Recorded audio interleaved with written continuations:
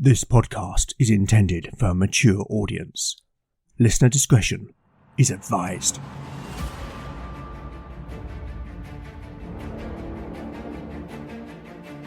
Welcome back to Legend of the Bones. Following in the footsteps of giants, Legend of the Bones is a chimera. A mix of old-school tabletop RPG and dark fantasy storytelling.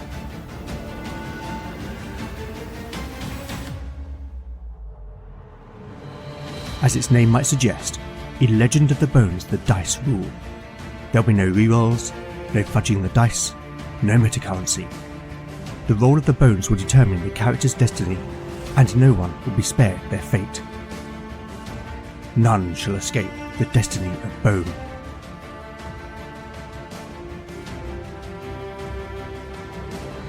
Last time on Legend of the Bones. The focus of the narrative shifted to Canute, as he and his crew of Skade warriors returned to the open sea. The Northman sailed his ship, the Uvadraka, up the coast to the fortress of Penmelkeyn to fulfill his promise to Lord Chuok of Varfell to deliver a message to his liege, Lord Petrock. Upon arriving, Canute was escorted by a group of Petrock's housecarls up to the stronghold, where the Northman discovered that the man who held his oath, Lord Comwyn, was also a guest. In an audience with the two ealdormen, Canute relayed the events since he had left Comwyn's fortress of Trevenid, and also the intelligence on the rebel plans that the companions had discovered in the Ulfhethmar lair before delivering Chuok's message. The ealdorman agreed that the trouble facing Varfell was a ruse to distract them, and Petrock decided that he must decline Chuok's appeal for reinforcements. Regardless, Canute argued that the loyalist forces would be too few when the rebels marched on Trevance. Revealing that Beric was in fact his cousin and the bastard son of Jarl Einar, he suggested that if he could find the Skade warlord, that Einar might be persuaded to join their cause for the sake of his son. The ealdorman, while not enamoured with the prospect of having Einar as an ally, could see the sense in Canute's reasoning, and Petrock revealed that he had news that the Jarl had been seen that season in Llanrhys, the homeland of Vaelin and Talion. Later, Canute had his oathman, Raven, cast the runes to discover Einar's purpose in the land of the Wailer, and from Raven's reading of the stones, Canute inferred that the Jarl was seeking a bride, that he might beget an heir. But now, we must leave Canute and return to the main companions as they arrive at the strange, ancient place called Penmelkeyn, nestled in a hidden valley among the Dragonspire Mountains.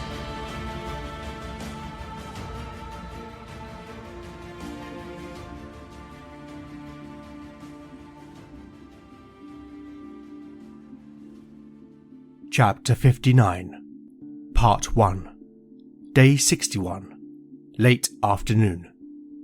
Party status: Beric, 53 out of 53 hit points.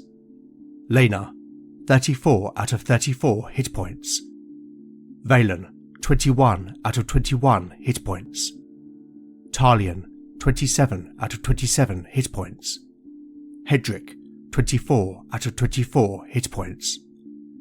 Spells available: Vaelin has memorized Charm Animal, Push, Shield, Soothe, Revive, Clairvoyance, Ignite, and Dragon's Breath.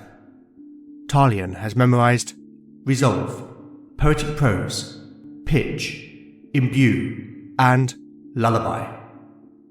Lena can pray for 2 first-level miracles, 2 second-level miracles, 2 third-level miracles, 1 fourth-level miracle, and 1 fifth-level miracle.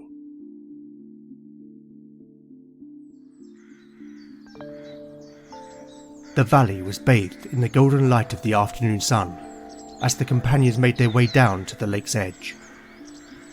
The thin mixed forest of birch, pine and rowan that surrounded the lake was a haven for wildlife, and in contrast to much of their journey in the mountains, here the call of a variety of birds could be heard: pied wagtails, chaffinches, and the prominent caws of rooks. At the lake's nearest edge, the turquoise water lay still, a perfect mirror that reflected the imposing mountains that surrounded the valley. The water barely lapped against the shoreline, the only visible movement being the gentle ripples caused by the occasional gust of wind, or the concentric rings formed by a fish momentarily breaking the surface. And it seemed to the companions to be a place of calm and solace. "Have you ever seen such a place?" Lena asked rhetorically, her voice filled with wonder. "Never," Beric replied. "and never did I think I would." "It is indeed wondrous," Valen added. "Still, I cannot help but wonder why Demelza chose to come to this place. So remote as it is, it cannot be simply to evade the Brethren. She must have had another purpose." In the distance, they could still make out the structure that Hedrick had pointed out as Penmelkeyn. Though now closer and standing at water level, it appeared to be elevated up and set back from the water's edge, as if built into the mountain itself. "Whatever her reason," Beric said, nodding towards the edifice, "whoever built that must be long dead." The warrior looked over at Talion. "Know you anything of it, Talion?" "No, Beric," the bard replied wistfully, "but no doubt it has a story to tell." "Oi," Hedrick agreed. "I'll wager you're right. But this is as close as I've got. I reckon it's haunted." The mountain man instinctively touched the iron of his dagger's hilt to ward off any evil drawn by his words. They continued around the lake's edge, the dry gravelly soil crushing underfoot, the roots of the trees bare in many places, lacing across each other like a tangled mass of writhing snakes. After perhaps half an hour of walking through the trees, they finally reached the far end of the valley, where the sheer surface of a mountain loomed large. Many small waterfalls cascaded down the rock face from a great height, some falling directly into the lake, others dispersing to mist in the air before they could reach the ground.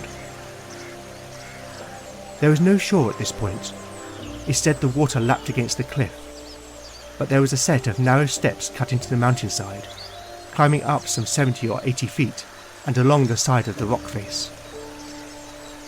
Hedrick led the way as they climbed the weather-worn and uneven steps, until they terminated at a wide ledge, situated roughly in the middle of the lake's breadth.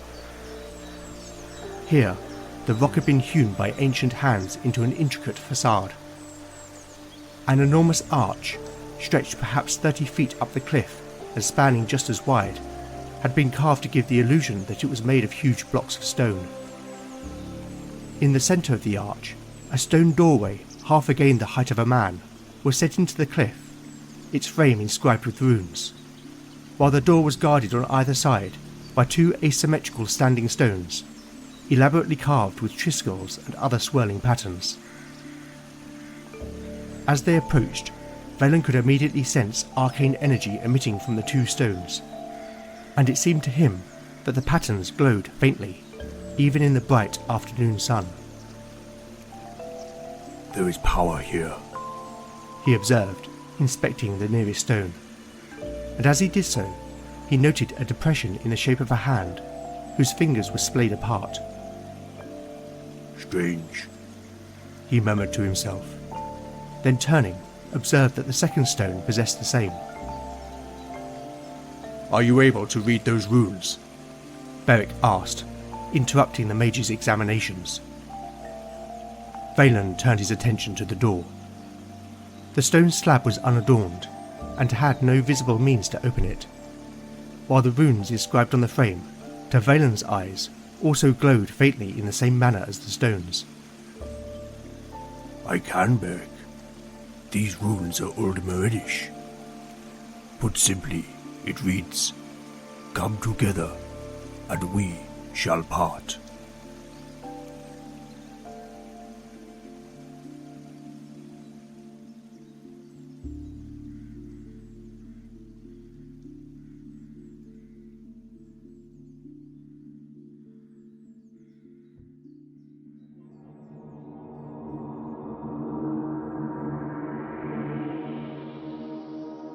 You may recall me saying previously that Paramore is inspired by the southwest of England. Now those of you who are either from or have knowledge of the British Isles will know that there are no mountains in the southwest of England, and that even Britain's highest mountain, Ben Nevis in Scotland, does not have a glacier. Regardless, since Tolkien introduced us to the Misty Mountains, snow-capped peaks have been a staple of many fantasy settings, and I did not want to miss the opportunity to explore this type of geography in my game. So after a family holiday to Switzerland last summer, in my mind I envisaged the Dragonspire Mountains as a cross between the Erie Mountains of Wales and the Bernese Alps. As it happens, the valley in which the companions now find themselves has been inspired by a place called Ocean Lake. But back to the matter at hand. That dice roll you heard earlier was to see whether Talion had knowledge of any lore pertaining to Penmelkeyn, but that roll indicated that he did not. Now up until very recently, even I had no idea about the nature of Penmelkeyn. It had just been a name and a point on my map. I am also not one to handwave such things as who built a structure and for what purpose. I like my fantasy to be grounded, and understanding why things have been built as they are, and for the construction of them to adhere to some kind of logic, is important so that I can maintain the verisimilitude. As such, I have now designed this location as a set piece, and I have documented answers to those existential questions, which may get revealed as the story unfolds and as we learn why Demelza has come here. With a set piece, it does of course beg the question of how I avoid metagaming the characters' decisions on how they navigate a dungeon which is not always linear. The answer is that where there is a logical choice based on the information available to them, then that is what they will do. But where a decision is effectively arbitrary, then I will roll randomly between the choices available to them. The first challenge is how will the companions gain access to the dungeon? You may have already guessed that the solution lay in the 2 enchanted standing stones, but let's see whether Valen can figure it out by making an intelligence check for the mage. A 12 is a success. Okay then, let's find out what Penmelkeyn has in store.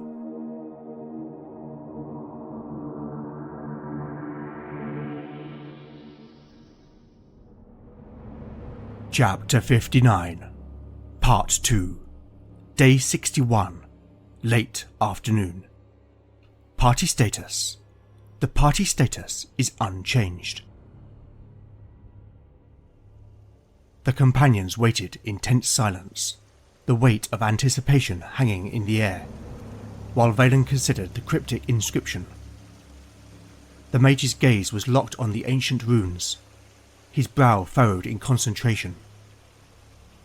His lips moved in a whisper, repeating the phrase over and over, each utterance a step closer to revelation. Eventually, he stopped. A slow grin of satisfaction spread across his face. "That's it," he declared with sudden certainty. Striding forward, he approached one of the tall standing stones and pressed his hand into the weathered depression etched into its surface. The pale blue light flared into life, intensifying around his palm and fingers, illuminating the grooves in the stone with its ethereal glow. A tingling sensation surged up his arm, yet he stood firm. "Talion!" the mage called out sharply to the bard, urgency threading his voice.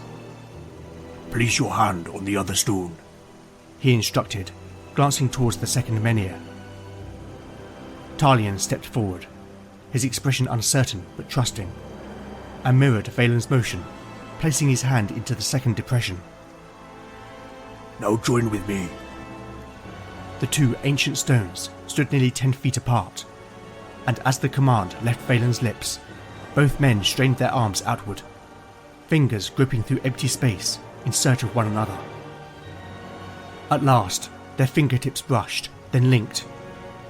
Instantly, the symbols carved into the menhirs blazed with light, the same radiance spilling out of the runes surrounding the door. Even those untouched by the sight could see it now, their eyes wide with awe and disbelief. A deep, resonant scraping echoed from the portal as the massive stone door began to shift, grinding slowly open. Raw, untamed energy arced between the 2 men like lightning, crackling with intensity. Both Valen and Talion cried out, not in words, but primal sounds of pain, fear, or perhaps exultation. It was impossible to say, yet neither broke contact. At last, the door stood open. The blinding glow faded, and the energy dissipated. As if released from a spell, both men collapsed to their knees, gasping. Valen! Lena cried, rushing to the mage's side. Beric followed suit, as he knelt beside Talion. The cleric wrapped an arm around Valen's trembling shoulders, her brow lined with worry. "I am all right, my love," he murmured, his voice soft. But Lena could see the truth in his eyes, a haunted look she had not seen since the Ulfhethnar lair. His gaze drifted to Talion, who was being helped up by Beric. "Did you see it, Talion?" But he need not ask. The bard's face had turned ashen. His usually confident expression had vanished, replaced by one of quiet terror. His wide eyes locked onto Valen's, and he gave a slow, shaky nod. Yes, he replied, barely above a whisper, breathless. "What was it?" Beric asked, the warrior's voice heavy with concern. "What did you see?" Talion's eyes met his, and for a moment Beric flinched, not from words, but from the sheer fear etched into the bard's features. the rift. I saw the rift.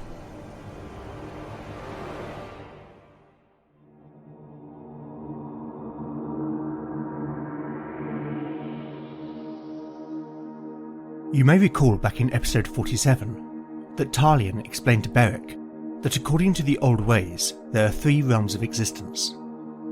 The first is the physical world, the realm of life. The second is the other world, the realm of the ancestors, an afterlife for those who have earned it. The third is the underworld, or hell. This is the realm of dark gods, demons, and unspeakable monsters. It is a place where the souls of the wicked must remain in eternal torment. Talion also explained that sometimes, for reasons yet unclear, a tear can appear in a barrier between the physical world and hell, known as the Rift. When this happens, it forms a portal through which dark magic and foul monsters can spill into the world. The fact that both Valen and Talion have experienced a vision of the Rift while opening a doorway to Penmelkeyn does not bode well for what may lie beyond. I think at this point, and particularly given what has just happened, that I must check whether Hedrick is willing to enter Penmelkeyn with the companions. He was, after all, only tasked with guiding the companions to this location. He has no allegiance to them, nor their wider quest, so I think it is unlikely that he would wish to risk his life by entering such a place. For the purposes of this role, I am going to treat Hedrick as a retainer, and to base his loyalty on Beric's charisma, given that the warrior is effectively the party's leader. Beric's charisma is 12, meaning that Hedrick has a loyalty of 7, but I am also going to apply a -1 penalty, given what the mountain man has just witnessed. This means I will need to roll a 6 or less on 2d6 for Hedrick to agree to proceed into the dungeon. Here is the roll. A 10. Oh dear, that's not good news for the party. Okay then, I think it's time to return to the narrative.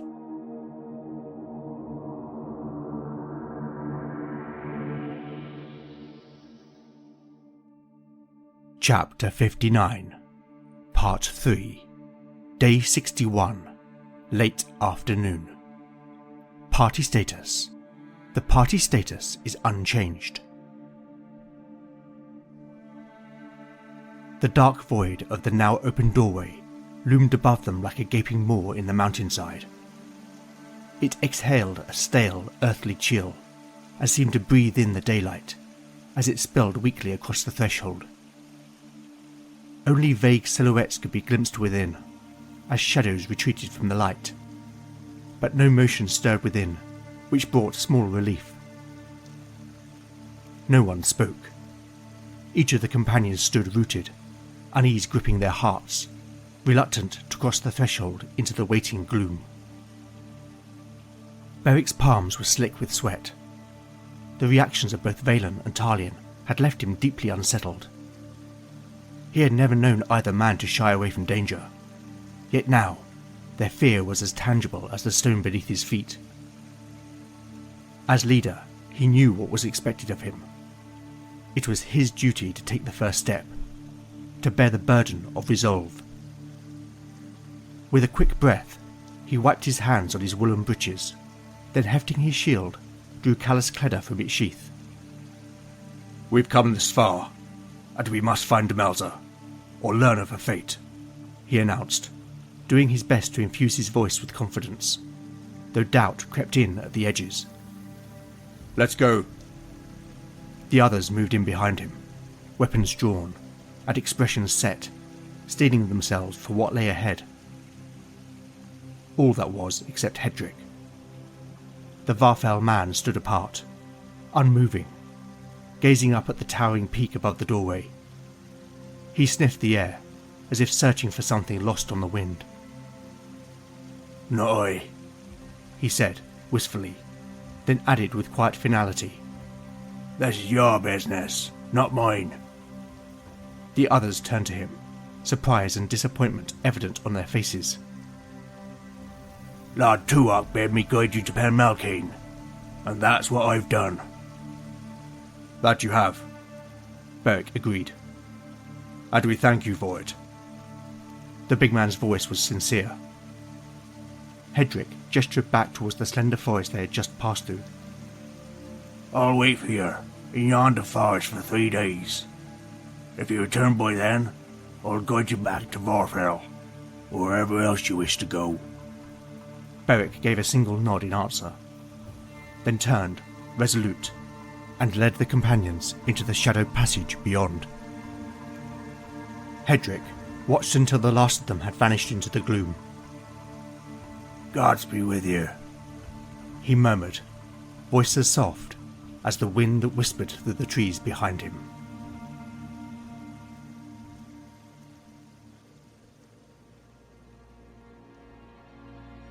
Passing through the portal, the companions found themselves in a vast rectangular expanse that stretched out before them like the nave of some ancient, long-forgotten church.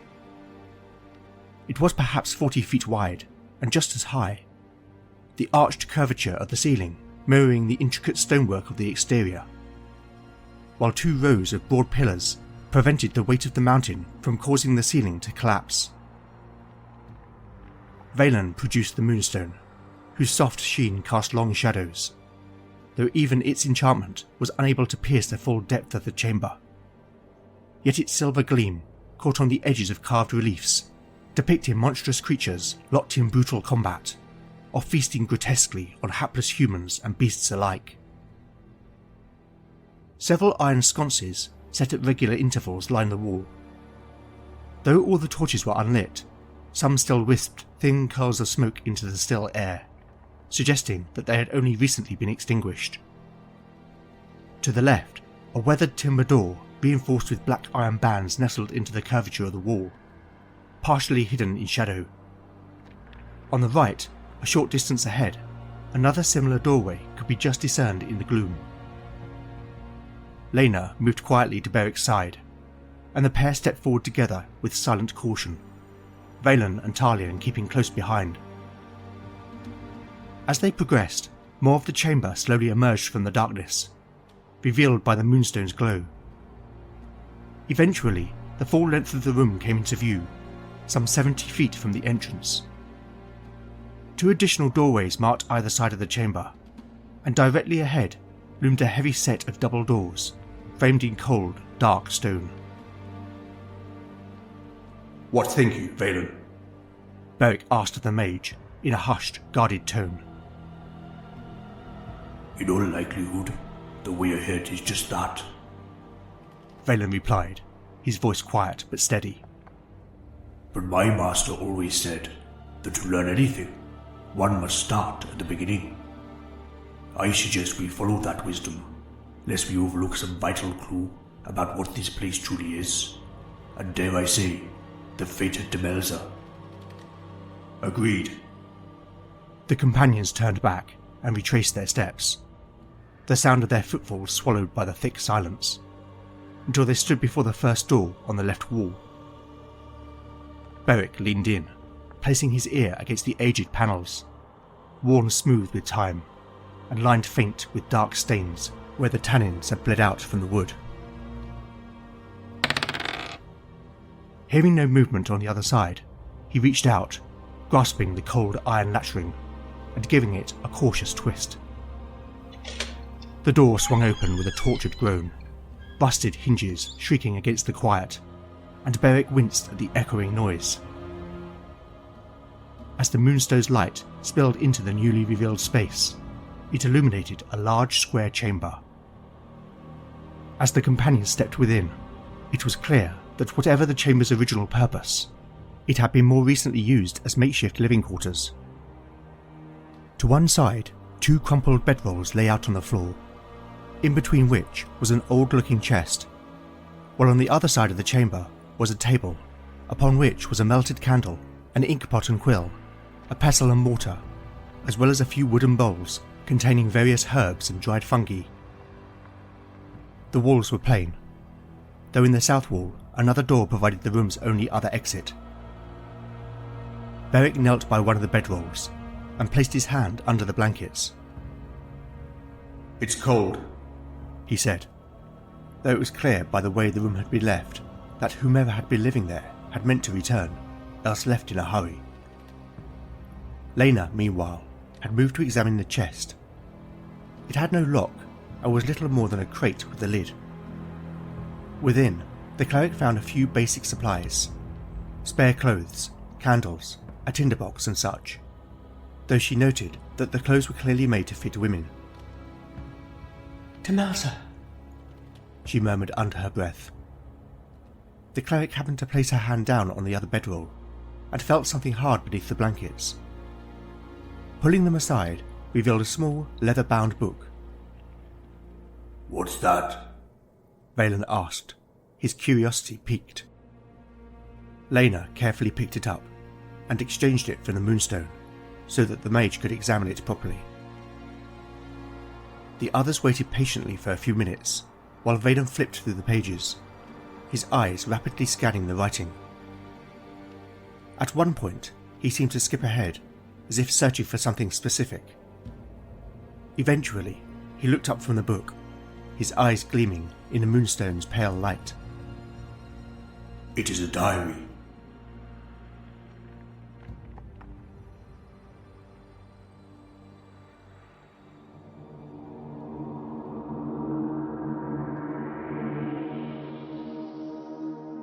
Until now, I had not given much thought as to why Demelza had travelled here, other than her wish to evade the Brethren of the Purifying Light. But having now established the nature of Penmelkeyn, this has unlocked Demelza's wider purpose. With that in mind, I decided that it would be appropriate for the companions to find some breadcrumbs to follow, and this diary is one such clue. As to exactly what it might reveal, I'm going to use the Mythic Event Meaning chart for a prompt. Rolling percentile dice for the event. 99. Oppress. Now the subject. 56. Wishes. Oppress wishes. Now that's intriguing.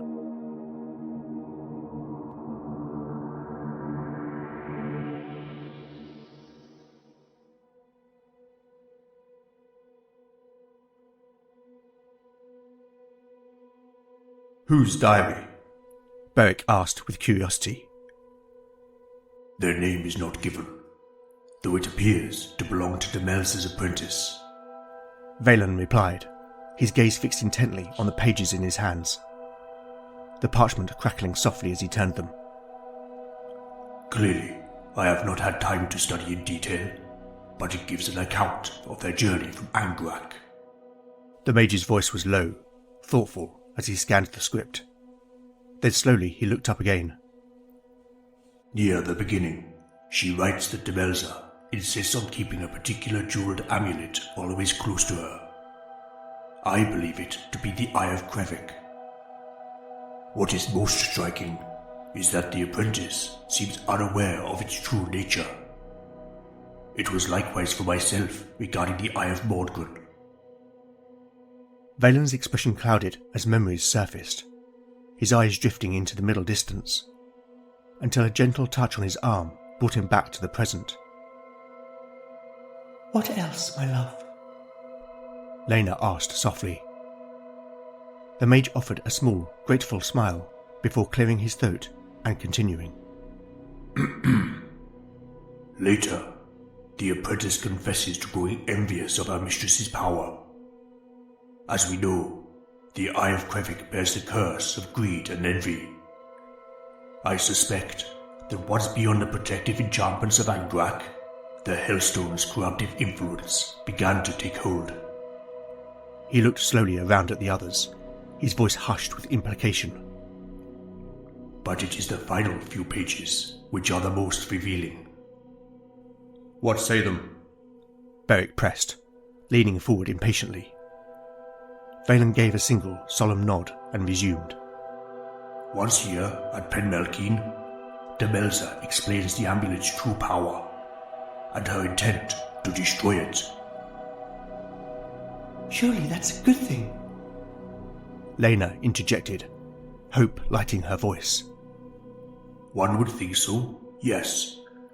But by then, the apprentice was already lost to envy. She desired the Eye of Krevik for herself.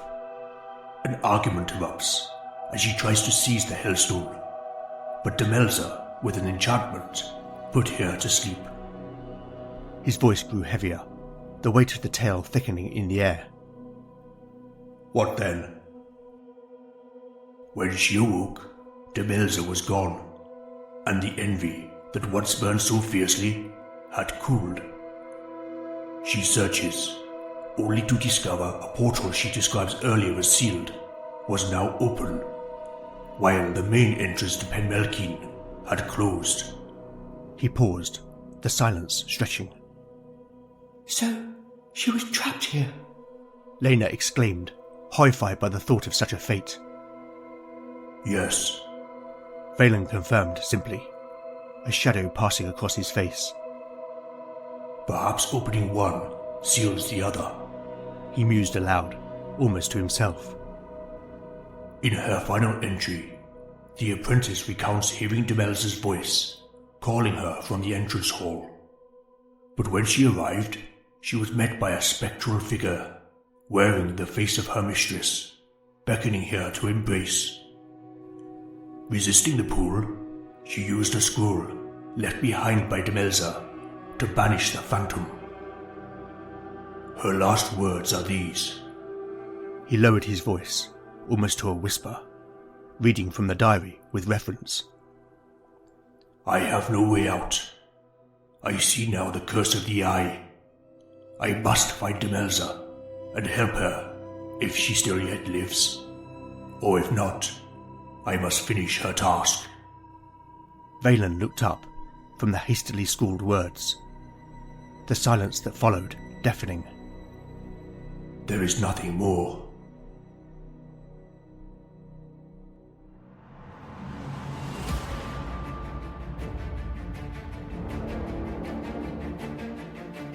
Thank you for listening to Legend of the Bones. I hope you've enjoyed the show. If you like what you've heard, then please consider rating and reviewing the show in your podcatcher of choice. Not only do I love seeing the feedback, but it really does help the show to reach new listeners. There are no additional guest voices in this episode, but I would like to take the opportunity to thank everyone who has contributed to the show up until now. I am, as always, immensely grateful. You could also help by liking or reposting new episode announcements, or by recommending the show online or to a friend. You really can't beat the power of word of mouth. Alternatively, if you would like to show your appreciation by buying me a metaphorical cup of tea, then I have a Ko-fi page at ko-fi.com/Legend of the Bones. Any donations will go towards the show's running costs. If you're interested, I have a range of merchandise, which can be found at www.redbubble.com/people/legendbones/shop. To keep the cost down to you, all items are presented at zero markup. I make no money from them. It's purely to give something back to fans of the show. I'd also love to know what you think of the show, and I do respond to every message I receive. So with that in mind, you can contact me on X at legendbones, Blue Sky at legendbones, Mastodon at legendbones, at ttrpg-hangout.social, Instagram at legendofthebones, email at legendofthebones@gmail.com, or go to legendofthebones.blogspot.com for show notes, house rules, character profiles, art, maps and more. Join me next time to find out what awaits our adventurers as the bones decide their fate. None shall escape the destiny of bone.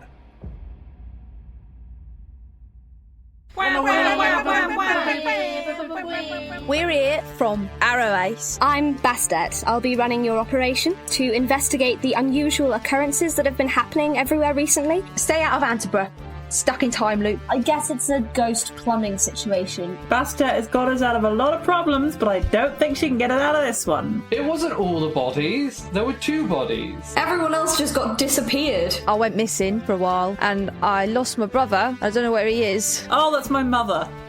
Oh dear. It's the same mother that you keep describing as tyrannical and horrible. Have to practice ritual fight with brother. Ellie, can I make an insight check of myself, but in real life? Deck of Many Aces is an actual play podcast made by actual asexuals and aromantics. Check us out in your favourite podcast player and on social media at Deck of Many Aces.